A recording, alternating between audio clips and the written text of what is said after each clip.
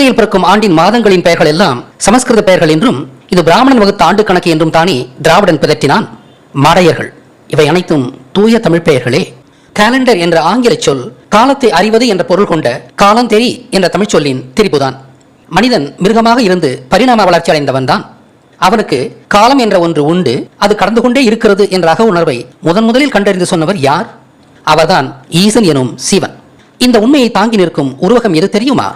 கால பைரவர், அதாவது கால வைரவர். வை அல்லது வைரம் என்பது ஒளியை குறித்த சொல். சூரிய ஒளியை கொண்டுதானே காலத்தை அறிகிறோம். கால வைரவரின் தலை கதிர்வீசும் சூரியனைப் போல வடிவமைக்கப்பட்டுள்ளதை பாருங்கள். அவர் ஏன் வேட்டைக்கார வடிவத்தில் நாயோடு இருக்கிறார்?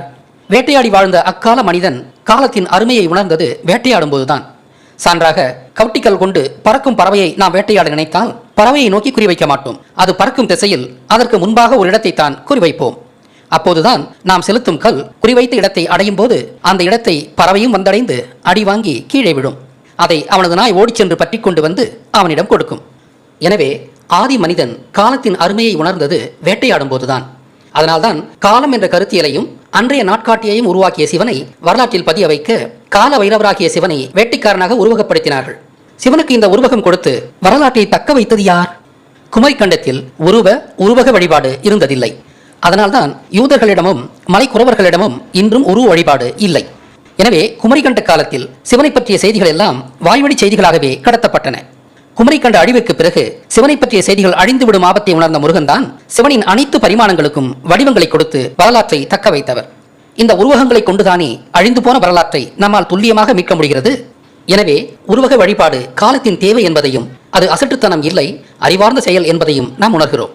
காலம் என்ற அக உணர்வை கண்டறிந்து சொன்ன சிவன் நாட்காட்டியை உருவாக்கினாரா? ஆம்.